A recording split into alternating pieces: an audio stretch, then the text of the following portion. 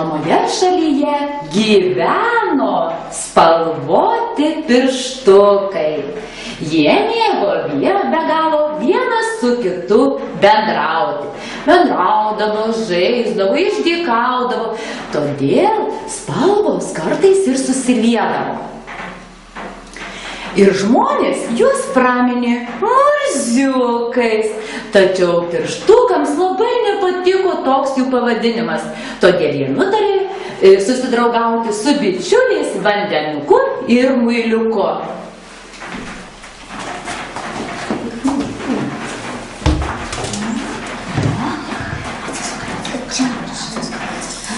Na, pirštukai bendrauja su Vandenuku. Bendrauja, trina, vienas kitą maudo.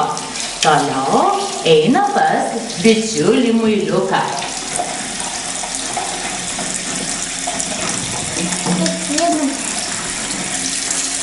Pirštukai trina, šoka vienas su kitu. Trina, paglosto pirštukas pirštuką. Dabar šitai pasitrina vienas su kitu. Trina pirštukus. Ir vėl paglosto vienas kitą. O dabar nykštukas va taip paglosto. Glostam vieną nykštuką rankytis, kitą nykštuką. Ir vėl paglosto vienas kitą. Paglostom. O dabar pakutenam delnuką. Vieną delnuką, kitą delnuką. O dabar su pirštukais kutenam delnukus. Ir vėl delnuką paglostom. Ir rankytės viršų. Kitą glostom. Dabar vėl draugaujam su Vandenuku.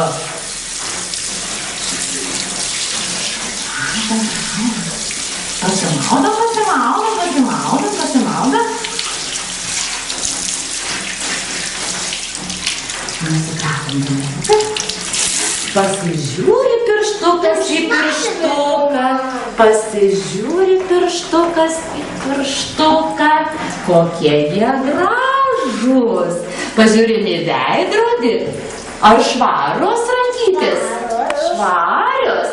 Todėl ir toliau pirštukai nutarė bendrauti